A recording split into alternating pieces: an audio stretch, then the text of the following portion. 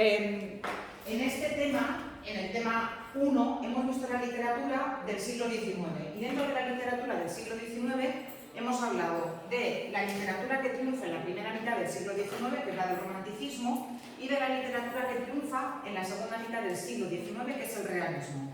Aprovecho para recordaros que, aunque en la segunda mitad del siglo XIX triunfe el realismo, sí que se produce ese rebrote del romanticismo en la década de 1870 más o menos, en la figura de Becker y de sus amigos, lo del postromanticismo, ¿os acordáis? Pero lo que tenéis que tener presente es que como tendencia dominante, como aquello que triunfa, en la primera mitad del siglo XIX el romanticismo y en la segunda mitad del siglo XIX el realismo.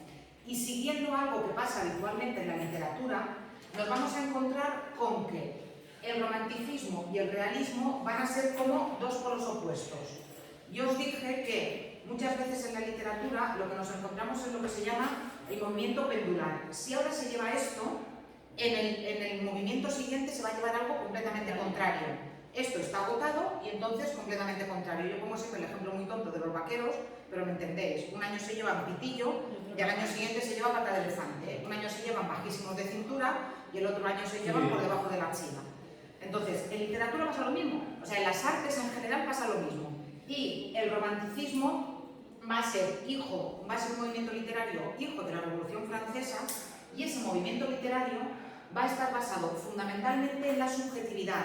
¿Recordáis aquel cuadro que os puse, el del caminante sobre la niebla? Aquel cuadro que os puse que era un hombre que estaba elevado en una montaña de espaldas. Sí. Ese sería, efectivamente, de un mar de nubes, en realidad, en una montaña en medio de un mar de nubes. Los autores del romanticismo son primero yo, segundo yo, tercero yo, cuarto yo, y qué mal lo paso yo y cuánto sufro yo. Mientras que para los autores del realismo lo importante es la objetividad, lo importante es el retrato del mundo exterior. Cuando Galdós o cuando Clarín o cuando Emilia Pardo Bazán escriben sobre personajes, en realidad sitúan esos personajes en una sociedad muy concreta, porque en realidad lo que quieren es denunciar los males de esa sociedad, o como mínimo criticarlos o, en todo caso, ponerlos blanco sobre negro para que reflexionemos sobre ellos. Lo que os expliqué el otro día también de Fortunata y Jacinta, de cómo al final la generosa es la que no tiene nada, o lo que os conté también de Misericordia, de Benina, que no tiene nada, pero que al final es el personaje que da clases de moral y de comportamiento a los ricos. Entonces, pero son personajes individuales, pero que de alguna manera lo que hacen es reflejar los males o los defectos o aquellos aspectos de la sociedad con los que el escritor no termina de estar de acuerdo. Porque recordad también que insistí en esto. Durante la época del romanticismo, la burguesía se ha hecho con el poder a través de diferentes revoluciones. Y para hacerse con el poder, la burguesía se ha apoyado en el pueblo. Pero una vez la burguesía ya está en las instituciones, una vez la burguesía ya es la que maneja los hilos, automáticamente, ¿qué hacen? Se olvidan de esas clases bajas a las que les habían prometido tantas cosas y tantas mejoras, porque ahora que yo estoy aquí, no voy a compartirlo con nadie. Y, de alguna manera, los ideales del romanticismo mueren durante la época del realismo, y esas ansias de libertad que tenían los autores del romanticismo al final se sustituyen por, pues eso, por lo cotidiano y por no, vamos a dejar las cosas tal como están, vamos a criticarlas pero nunca demasiado, porque lo único que nos interesa es hacer pequeños cambios para que en el fondo no cambie nada. Hay una novela muy famosa de un autor italiano, la novela se llama El gato pardo, que justamente habla de eso y dice: lo que tenemos que hacer, los que tienen el poder, lo que tenemos que hacer son pequeños cambios para que parezca que cambian las cosas, pero en el fondo no cambia nada. Y eso es lo que va a pasar con la burguesía en la segunda mitad del siglo XIX. Ya sabéis que las obras del romanticismo están completamente desconectadas de la realidad, no presentan el mundo en el que viven los autores. Acordaos del pirata, aquel pirata donde vive en el mar, de qué época es, quién es su familia, nada, o sea, no nos interesa porque son obras que no tienen una conexión directa con la realidad, mientras que en la época del realismo los autores hablan de aquello que conocen. Galdós habla de Madrid, porque él conoce Madrid, y conoce el Madrid de su época, conoce el Madrid de la segunda mitad del siglo XIX. Clarín habla de Oviedo, le cambia el nombre, ya lo sabéis, le llama Vetusta, pero Clarín habla de Oviedo, y Emilia Pardo Bazán habla de Galicia, porque vivió unos años en Galicia, y habla también de Madrid, y habla, ya os digo, de, por ejemplo, la situación de la mujer en aquella época, ¿no? Que es un tema que los hombres pues, pasaban de aquella manera y ella sí que lo retrata. Recordad que el romanticismo, como rechaza la sociedad de la que vive o rechaza la realidad que le ha tocado vivir, ambienta sus obras en épocas y lugares remotos. Recordad lo que dijimos, por ejemplo, de la canción del pirata, Estambul, Asia, Europa, y recordad también lo que os conté de aquella novela que le regaló Leticia a Felipe cuando se iban a casar, que es una novela situada en la Edad Media, aquella de la que se come el corazón del amante. Sí, pero lo mientras que en el realismo la ambientación es la de la realidad cotidiana. Las novelas del realismo no están situadas 2 siglos antes. Las novelas del realismo no están situadas en países que los autores no conozcan. ¿Por qué? Porque necesitan observación de la realidad y documentación. Lo que os conté también de Madame Bovary. Si Flaubert quiere que su protagonista muera envenenada, necesita saber cómo mueren los envenenados. Y por eso tiene a esos amigos en diferentes hospitales que le avisan y le dicen, vente para acá, y mientras él ve a un moribundo, a una persona que ha sido envenenada y que está agonizando, él toma notas. Flaubert. Uno puede decir, hombre, es un poco sádico. Bueno, es un poco sádico, pero no lo iba a curar. Y al final, cuando tú ves a Madame Bovary, al envenenado lo estaban ayudando los médicos, Cuando tú lees a Madame Bovary y la ves envenenada, la ves. Porque a diferencia de los románticos, a los realistas sí que les interesa reflejar las cosas como son. Recordad también cómo eran los personajes del romanticismo, personajes marginales exóticos, con aquellos misterios en su vida, con aquella cosa de un trauma horroroso, un secreto. Don Álvaro, ¿os acordáis de Don Álvaro? Y ese destino contra el que luchan y contra el que no pueden hacer nada. Mientras que en el caso del realismo, pues los personajes estaban extraídos de la realidad cotidiana. Tanto que, por ejemplo, a Benito Pérez Galdós, sus iba a decir adversarios. Digamos que los escritores a los que no les gustaba Benito Pérez Galdós le llamaban Don Benito el Garbancero. ¿Por qué? Porque los protagonistas y los personajes de sus novelas comían lo que comía la gente normal. Y la gente normal comía garbanzos. Entonces, le llamaban Don Benito el Garbancero porque en realidad eran personajes extraídos de la vida cotidiana. Y muchas veces también, incluso en las novelas de Galdós, aparecen personajes reales, personajes que existieron, que no son protagonistas, pero sí que aparecen como personajes secundarios para dar esa sensación de verosimilitud. En el caso del romanticismo, el estilo es recargado con muchos recursos, con muchas metáforas, porque buscan lo original y sorprendente, mientras que en el caso del realismo el estilo es sencillo y en algún momento incluso vulgar. ¿Por qué? Pues porque, por ejemplo, los autores realistas intentan que los personajes hablen como hablarían las personas normales. Y entonces, si el personaje es de clase alta, va a hablar con una educación determinada, con un vocabulario determinado, pero las criadas no van a hablar igual que las señoras. Esto, que hoy en día nos parece algo de cajón, pensad que no había sido así hasta ese momento. Si habéis estudiado el Lazarillo de Tormes, la novela del siglo XVI, Lázaro de Tormes habla como si hubiera ido a la Universidad de Salamanca, porque el autor todavía no tiene esa capacidad de que cada personaje hable según su clase social. Esto lo van a conseguir algunos autores del realismo, los buenos. La intención del romanticismo es emocionar al lector. La intención del realismo es una intención didáctica y crítica. Te voy a enseñar cuáles son los defectos de esta sociedad para ver si entre todos la cambiamos. Cuidado, no de forma revolucionaria, Mientras que el romanticismo prefiere sobre todo la poesía y el teatro, el realismo lo que prefiere es la narrativa. El realismo lo que prefiere es la novela y también el cuento. No hay poesía realista. Hay muy poco teatro realista que sea destacable. Y el poco que hay trata como tema fundamental el adulterio. ¿Por qué? Porque en una sociedad burguesa, en una sociedad conservadora, en una sociedad tradicional, el adulterio ponía en peligro las familias. Que la mujer engañara al marido, que el marido engañara a la mujer, eso ponía en peligro la base de la sociedad, sobre todo de la sociedad, digamos, bien pensante y la sociedad establecida, todavía hoy en día, pero imaginaos en el siglo XIX, de padre, madre, hijos. Entonces, claro, si hay un tercero o una tercera en discordia que puede romper esa célula básica de la sociedad se desequilibra. Y eso se ve muy bien en algunas obras de teatro realistas, pero fundamentalmente los autores del realismo cultivan la narrativa. ¿Sí? Entonces veis que hay muchas características que son contrarias entre un movimiento y otro, pero también vuelvo a recordaros que durante esta época hay un rebrote del romanticismo en la figura de los autores posrománticos. ¿Sí? ¿Vale? Venga, esto es todo lo que tenéis de literatura en este tema. Por tanto, revisar la literatura, repasar la literatura del tema y con esto ya estaría. ¿Sí? Venga, ¿qué me queda ahora por ver? Me quedan por ver dos apartados, que ya son los últimos del tema. En primer lugar, revisión de la oración simple. Fijaos que pongo revisión de la oración simple porque en tercero visteis la oración simple. Entonces, lo que vamos a hacer ahora es un repaso de sujeto, predicado y dentro del predicado los diferentes complementos verbales. Si no me da tiempo a acabarlo hoy, no os preocupéis que lo acabaremos la semana que viene. Y luego me va a quedar este último apartado, que es la primera parte del uso de los signos de puntuación, cuando ponemos punto, cuando ponemos coma y cuando ponemos punto y coma.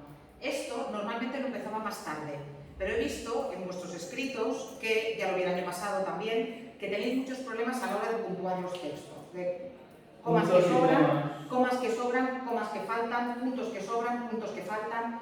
Entonces, a lo mejor es interesante empezar por esto y luego ya iremos colocando otras cosas de ortografía. Y luego el modelo de examen, que ya sabéis que no lo tenéis aquí, pero que lo tenéis en el aula virtual. Entonces, en la actividad 4, la evaluable. El modelo de examen lo repasaremos la semana que viene. La última clase de la semana que viene la dedicaremos, que es la del viernes, la dedicaremos a revisar y a repasar el modelo de examen. Si venís ya, habiendo estudiado, y venís ya con los apuntes mirados, la clase va a ser mucho más rica y mucho más interesante porque me vais a preguntar dudas concretas. Porque, claro, yo doy por hecho que sabéis cosas y si no me preguntáis, lo voy a dar por hecho. Por tanto, venid con cosas concretas, ir tirando los apuntes, también las actividades que os ayudan para el examen. Va. Empezamos entonces la revisión de la oración simple. Lo primero que os quiero decir es que en este apartado de revisión de la oración simple, bueno, vais a ver que tenéis muchos vídeos, estos vídeos no son míos, estos vídeos son de un canal que a mí me gusta mucho que se llama Un Profesor. Tiene cientos de vídeos, igual exagero un poco, tiene decenas de vídeos de sintaxis este canal y está realmente bien. Tened cuidado con lo que yo os doy en clase, más los vídeos que yo os pongo en el aula virtual, tenéis de sobra, no para probar, para sacar un 11. Para sacar un 11, pero si buscáis algo, tened cuidado con lo que buscáis. Porque muchas veces, cuando buscáis, hay cosas que no son buenas. Pensad que en Internet lo podéis encontrar todo. Y hay muchas veces trabajos de alumnos con muy buena intención y que a lo mejor son muy bonitos porque los hacen con alguna aplicación que es mucho más bonita que venir y grabar con el móvil, pero que a veces dicen cosas que no son correctas. Entonces, tened cuidado. Si tenéis dudas, me preguntáis. Y si encontráis algo que está realmente bien, decídmelo también y lo compartimos. Pero ya os digo, este canal de Un Profesor es un canal de estos testado. Lo que encontréis en el canal de Un Profesor podéis suscribir de forma gratuita. Parece que tengo algo con este canal, pero no, si encontráis vídeos en este canal de Un Profesor, podéis utilizarlos y mirarlos con tranquilidad porque son vídeos que han pasado filtros de calidad, ¿vale? Y otra cosa que os quería decir respecto de la oración simple. Yo sé que habéis visto o estáis viendo sintaxis, es decir, oración en catalán. Todo lo que sabéis de catalán lo podéis aplicar al castellano.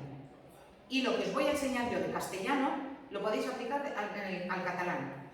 Quitando una cosa muy concreta, que ahora os diré, que tiene que ver con el complemento directo, quitando una cosa del complemento directo, todo lo que yo os voy a decir vale para el catalán y todo lo que os digan en catalán vale para el castellano. ¿Sí? Venga, empezamos entonces con la oración simple. Repito, voy a ir muy rápido porque esto es simplemente un repaso de lo que visteis en tercero. A ver, cuando hablamos de oración, sabéis vosotros que una oración sería aquella secuencia de palabras. Ahora vamos a hablar de oración simple. Luego en el tema siguiente ya empezaremos con la compuesta. sería aquel conjunto de palabras que tiene sentido completo, que tiene como mínimo, si es oración simple, tiene un verbo en forma personal, que además en la escritura va entre puntos. Si yo ahora os diera un texto escrito y os dijera ¿cuántas oraciones tiene este texto? Bastaría que marcarais los puntos y si el texto tiene 10 puntos seguido o aparte, me da igual, el texto tendría 10 oraciones. Cuando hablamos, las oraciones también tienen una entonación particular y unas pausas concretas, tendríamos que hacerlas, no siempre las hacemos. No, una oración no es lo mismo que una frase. Una frase no tiene verbo personal. Si hablamos estrictamente, si yo entro aquí y digo buenas tardes, eso tiene unidad de sentido, tiene sentido completo, tiene entonación, pero eso es una frase, porque no tiene verbo. La frase no tiene verbo. La oración tiene como mínimo un verbo en forma personal. Si la oración es simple, la oración tendrá solo un verbo en forma personal. Si yo digo María estudia, eso es una oración simple. Pero si yo digo María estudia y Juan friega los platos, eso es una oración compuesta, porque tenéis dos verbos. Tenéis estudia y tenéis friega. ¿Vale?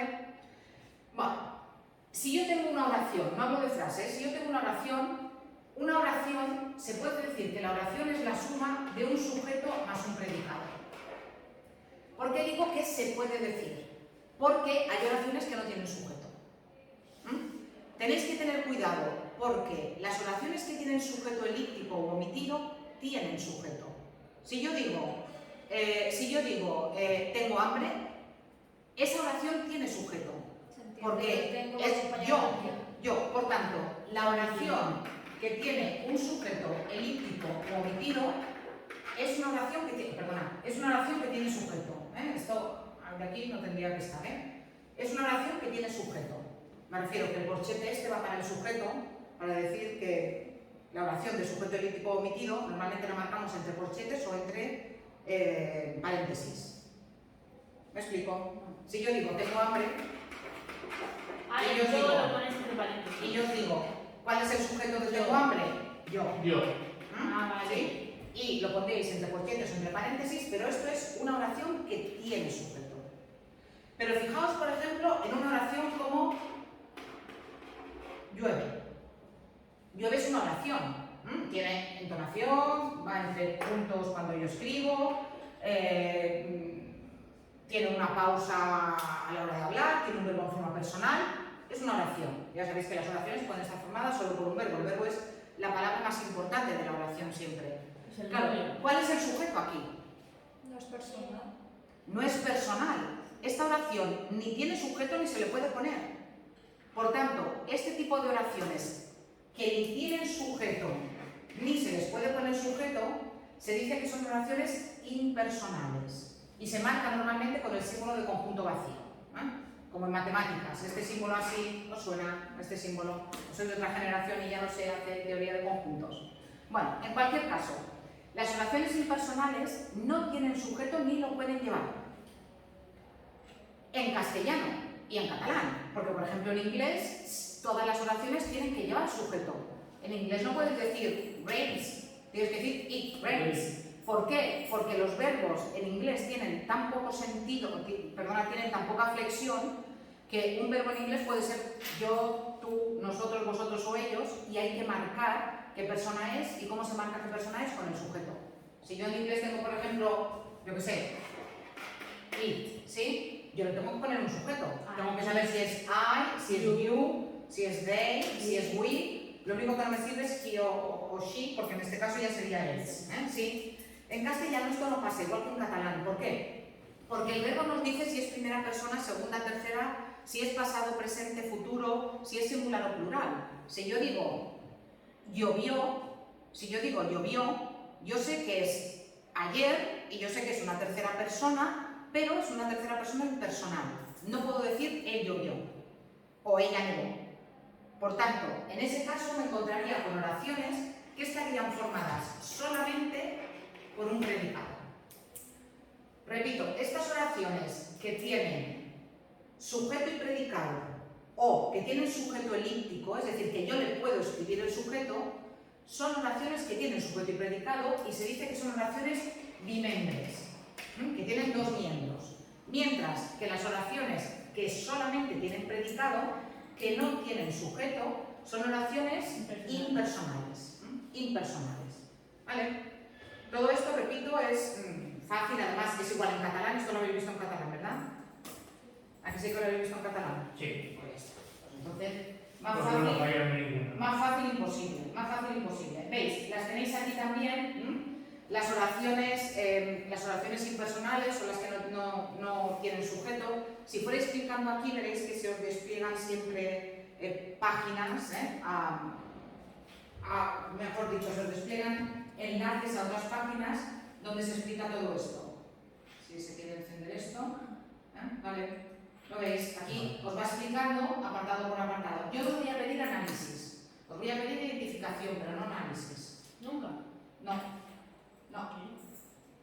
Y me da pena, porque me encanta la sintaxis, pero no Vale. os pido ¿A análisis. qué te refieres? Que usted pondrá la frase y yo le tendré que decir si es copulativa, si es enunciativa. Efectivamente. O yo te digo una frase, me gustan las patatas fritas. Y te digo, ¿cuál es el sujeto? Y tú me tienes que decir que el sujeto es... Ah, pero eso está mal. ¿Cuál es el sujeto de me gustan las patatas fritas? Las patatas. Yo qué sé. ¿Cuál es el sujeto? Las patatas. Las Que patatas. me gustan. ¿Cuál es el sujeto de me gustan las patatas fritas? Las patatas. Las patatas fritas. Las patatas fritas. Ah, pero tienes que preguntar aquí. ¡No! Ah. No, Ah, no. ¿No le preguntas al verbo? No preguntéis al verbo. Mirad, si la oración es sencilla y le preguntáis al verbo no va a fallar. Sí. Si yo digo, Juan come patatas fritas, ¿Quién come patatas no tenéis fritas? ningún problema. ¿Quién come patatas fritas? Juan. Claro, naturalmente. Pero como la oración tenga un mínimo de dificultad como esta y le preguntéis al verbo quién, No va a salir. 100% de fallos. Pero una 100% de pregunta, fallos. el menos era también... Y aquí- Menos un pronombre nunca de Una sujeto. pregunta. ¿Y Los- aquí ahora voy. preguntado cuál sería? Ahora voy. Los pronombres de sujeto son yo, tú, él, nosotros, vosotros y ellos. Me, a mí, te, se, nos, no pueden ser nunca pronombres de sujeto. Los únicos pronombres de sujeto son yo, tú, él, nosotros, vosotros y ellos. Ahora, pronombres personales de sujeto, Ahora, pensaba que esto lo teníais claro, pero cuando yo digo que la oración es la suma de un sujeto más un predicado, es lo mismo que si yo digo que la oración es la suma de un sintagma nominal más un sintagma verbal. Es tan fácil como el sujeto tiene que ser siempre un sintagma nominal, siempre. Por tanto, cualquier cosa que empiece por preposición no puede ser sujeto. Si aquí vosotros pensáis que el sujeto es a mí, fallo, porque a mí empieza por preposición. Por tanto, un sintagma preposicional no puede ser sujeto nunca. Nunca. Es el Entonces, no es el Entonces, a mí no puede ser sujeto. Ahora, el sujeto tiene que ser, atención, un sintagma nominal que, cuidado, tiene que concordar con el verbo. Yo, si quiero encontrar un sujeto en la oración, si tengo un verbo en plural, necesito un sujeto en plural. Me no puede ser sujeto, aunque tú no sepas que los pronombres de sujeto son yo, tú, nosotros, vosotros y ellos, da igual. Si tú tienes un verbo en plural y gustan es plural, ¿A quién han hecho todos? no puedes preguntar, Necesitas un sintagma nominal que esté en plural. Aquí solo tienes un Las sintagma patatas nominal que esté en plural, las patatas fritas. No puedes poner ni a mí ni a nosotros, porque eso empieza por preposición, por tanto es un sintagma preposicional. Y yo he dicho que el sujeto tiene que Y ser no un quiere sintagma preposición. nominal. Un sintagma nominal. Ahora, ¿cuál es la única forma de reconocer al 100% el sujeto? En oraciones con un mínimo de complicación. Ya os digo, si tenéis Juan come patatas, no os compliquéis la vida. Juan, ya está. Pero en oraciones que tienen un mínimo de complicación, la única forma que no falla nunca de encontrar el sujeto es cambiar el verbo de número. Si lo tenéis en plural, lo ponéis en singular. Si lo tenéis en singular, lo ponéis en plural. Y la parte de la oración que os cambia automáticamente es el sujeto. A mí me gusta la patata frita. Tú no puedes decir, a mí me gustan las patatas fritas. Por tanto, la parte de la oración que cambia cuando yo cambio el verbo de número, ese es el sujeto. Vuelvo a decir, si la oración es fácil, Pero te cambia todo, te cambia. no, me no. Aunque tú dijeras, Me es el... tú imagínate, me es complemento indirecto. Tú imagínate que tú tuvieras, a mí me gustan las patatas fritas. Tú pones el verbo en singular y dices gusta, a mí me gusta, La patata frita. la única parte que te ha cambiado es la patata frita. Porque a mí y me se queda igual. Entonces, ¿cuál es el sujeto? Las patatas fritas. Y en singular la patata frita. Esa es la única forma 100% fiable de encontrar el sujeto. Con el género. No, de número. Si tienes el verbo en plural lo pones en singular, si lo tienes en singular en plural. Otro ejemplo. Venga, otro ejemplo. A las 11, a ver, ¿dónde lo pongo? Aquí, en la de Déjame, Yonex, que yo ya... Vale. Si tenéis, por ejemplo, a las 11 suenan las campanas en el pueblo. Tenéis una oración como esta. A las 11 suenan las campanas en el pueblo. ¿Sí? Bueno, para empezar, es verdad que el sujeto muchas veces aparece delante en la oración, pero no es obligatorio. El castellano, a diferencia del inglés, el castellano igual que el catalán, son lenguas que tienen mucha movilidad.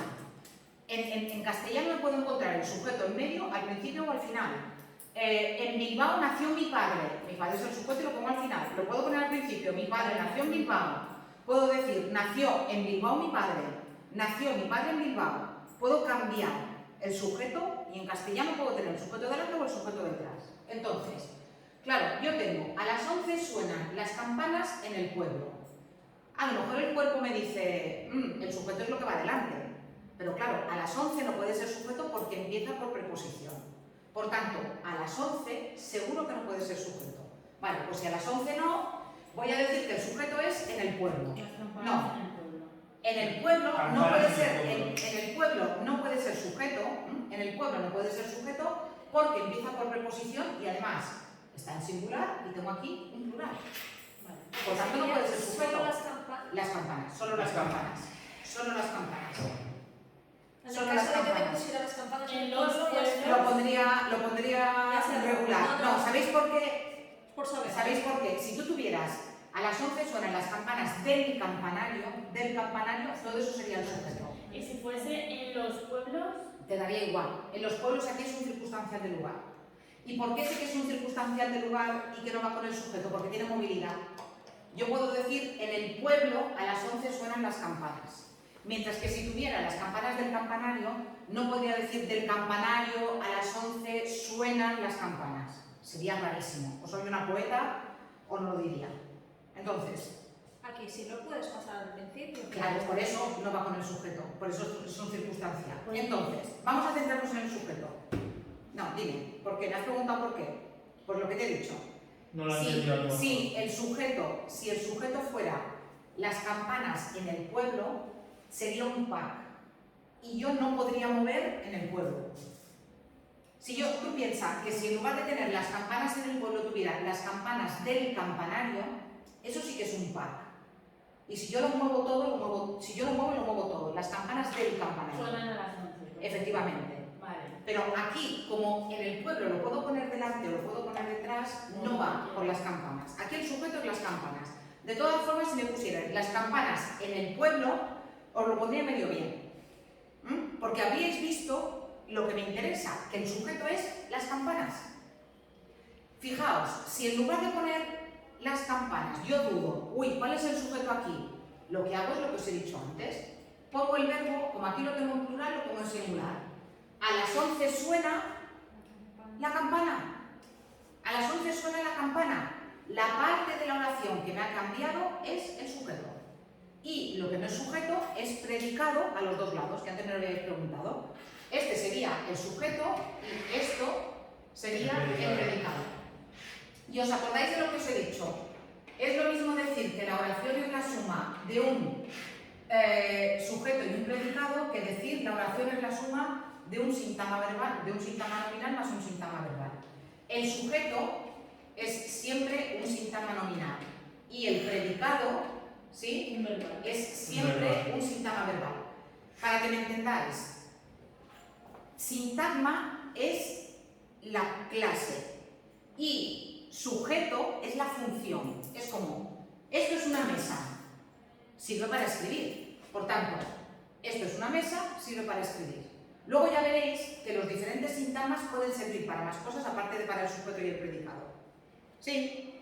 Pero queda claro lo del sujeto. Esto es muy importante que lo tengáis en cuenta, porque es el error más grande que luego os suspende toda la oración. Si no sois capaces de encontrar bien el sujeto, lo vais a tener todo mal.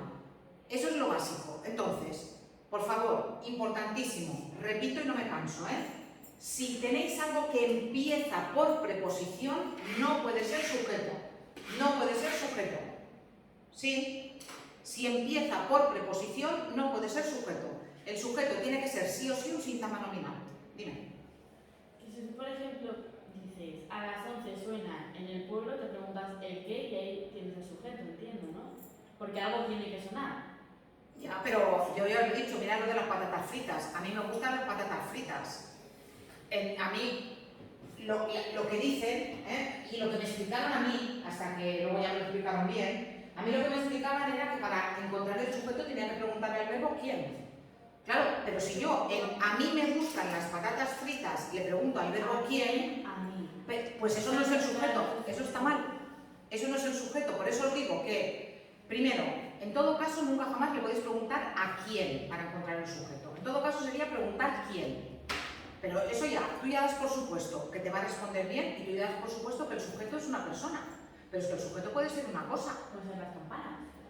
como aquí, o puede ser, mi coche tiene 5 pasajeros. Un coche. Mi coche tiene 5, pero tú imagínate que tuvieras 5 pasajeros tiene mi coche. Claro, como tú le preguntes al verbo quién, es que a lo mejor vas a decir 5 pasajeros. Y 5 pasajeros no es el sujeto es mi coche. Sí, entonces hay que tener mucho cuidado con las preguntas. A mí no me gusta nada que preguntéis para encontrar las funciones. Repito, si es fácil, es que se ve. O sea, Juan tiene hambre. Ya está, es que no importa ni preguntar, porque enseguida se ve cuál es el sujeto. Pero también entre sujetos fáciles funciona esto que os he dicho. También entre sujetos fáciles funciona lo del singular y el plural. Si yo tengo nosotras tenemos hambre, fijaos, tenemos es un verbo que está en primera persona del plural, el sujeto es nosotras, que está en primera persona del plural. O sea, siempre que puedas cambiar, El verbo de número, ese es el sujeto. la parte de la oración que te cambia obligatoriamente, eso es el sujeto. La parte de la oración que te cambia obligatoriamente, porque el verbo está siempre en el predicado. ¿Sí? Tenéis abajo, fijaos, abajo aquí tenéis un montón de enlaces, ¿lo veis? Aquí tenéis un montón, voy a borrar esto para que se vea mejor. Vaya llorera. No os tiene que dar llorera. Primero, esto en el examen va a valer probablemente un punto. Va a valer probablemente un punto. Y esto se supone que son cosas que ya tenéis que saber y esto es un repaso del tercero. Si queréis practicar, aquí tenéis un montón de ejercicios para practicar y son ejercicios con solución. Estos no son míos, estos son de estas páginas y podéis hacer, os vais a ¿Y lo encontrar... tenéis colgado esto? Esto está en el aula virtual como todo, está todo en el aula virtual. Os vais a encontrar un montón de ejercicios con solución, que lo único que tenéis que hacer es repetirlo las veces que necesitéis. Por tanto, vais a encontrar ejercicios y lo que tenéis que hacer es, mirad, la sintaxis es lo más parecido que os vais a encontrar a las matemáticas. Una oración es una ecuación. Una oración es una ecuación.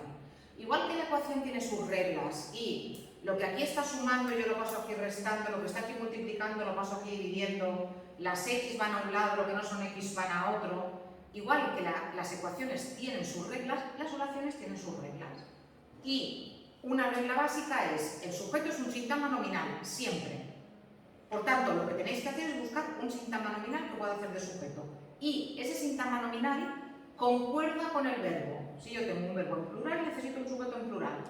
Por tanto, como concuerda con el verbo... Si cambia el verbo a singular, el sujeto tiene que cambiar sí o sí a Efectivamente. Apúntalo de, a mí me gustan las patatas fritas, a mí me gusta la patata frita. A mí y me no te ha cambiado y lo que te ha cambiado son las patatas fritas. Sí. Vale, entonces, esto es lo que os quería contar respecto del sujeto, que es algo que ya sabéis, Va, cuando vosotros tenéis una oración, también os podéis encontrar con oraciones que tengan verbos de dos tipos. Los verbos pueden ser predicativos o pueden ser copulativos. ¿Qué son verbos copulativos? Muy fácil. Los verbos copulativos son ser, estar y parecer. Ahora, hoy ya no me dará tiempo a explicaros qué implica esto, pero para que os quedéis con eso. Verbos copulativos, ser, estar y parecer. Los verbos que no son ser, ni estar, ni parecer, son verbos predicativos. Es decir, la inmensa mayoría de verbos son predicativos. Esto tiene unas implicaciones, que ya veremos el próximo día, pero que también os la puedo anunciar. Los verbos copulativos no pueden llevar complemento directo, llevan atributo. Los únicos verbos que llevan complemento directos, que pueden llevar complemento directo, son los predicativos. O sea que los verbos copulativos no llevan Complemento directo, nunca. Directo solo. Directo. Pueden llevar indirecto, pueden llevar circunstanciales, pero lo que no llevan nunca es Siempre de atributo, ¿no? siempre atributo. Sí, si yo tengo, por ejemplo, yo qué sé, yo soy profesora, profesora, esto es el atributo. ¿Por qué? Porque tengo un verbo copulativo. Soy. Esto es soy, no es voy, Yo soy profesora. Pero si yo tengo cualquier tipo de verbo que no sea copulativo, Y, por ejemplo, ir, puedo tener complemento. Ir justamente no puede llevar complemento directo porque es un verbo. bueno, Yo voy a Palma, y a Palma sería un circunstancial, ¿sí? Pero si tú tienes un verbo, yo tengo un coche sí que sería complemento directo, porque el verbo en este caso es un verbo predicativo que puede llevar complemento directo. Entonces, la primera clasificación básica de la oración es, aparte de la estructura del predicado, que es lo que os he explicado, oraciones bimembres si tienen sujeto y predicado, oraciones impersonales si solamente tienen predicado. La siguiente clasificación es según el tipo de predicado. Oraciones predicativas, las que llevan cualquier verbo que no sea ser, estar y parecer. Oraciones copulativas, solamente las que llevan los verbos ser, estar y parecer. no entiendo eso de lo de la voz activa. Ahora voy. ¿Vale? Ahora, cuando yo tengo una oración predicativa, las oraciones predicativas pueden llevar verbo, pueden tener complemento directo, por tanto serían oraciones transitivas, serían las de verbo predicativo que tienen complemento directo. Oraciones intransitivas, yo voy a Palma, aquellas que tienen un verbo, De lugar. por ejemplo, aquellas que tienen un verbo predicativo pero que no tienen complemento directo, por ejemplo, un circunstancial de lugar, voy a Palma. Después, oraciones recíprocas, que serían las que implican un sujeto doble y este hace una acción que recae en este de aquí y este así, mutuamente. Por ejemplo, ellos se abrazan. Es él abraza a ella y ella lo abraza a él. Esa sería. Nunca llevan complemento directo. Las recíprocas, las que le podéis añadir un mutuamente detrás, implican un sujeto múltiple y cada uno realiza una acción que recae en la otra persona, mientras que las reflexivas, que son muy parecidas, lo que indican es una acción que recae sobre uno mismo. Si yo digo, por ejemplo, yo me lavo la cara, yo me lavo, eso es una acción reflexiva, porque es una acción que cae en mí misma. ¿Sí? Si en las recíprocas podemos añadir mutuamente, en las reflexivas podemos añadir a mí mismo, a ti mismo, etc. Y ahora, ¿qué es la voz pasiva? ¿Qué es la voz pasiva? Aquí tenéis pasiva analítica, pasiva refleja. A mí con que sepáis la diferencia entre voz activa y voz pasiva, ya me basta. Os lo voy a explicar porque es muy facilito además. Luego, esto no lo habéis visto en inglés. La voz pasiva no la habéis visto en inglés.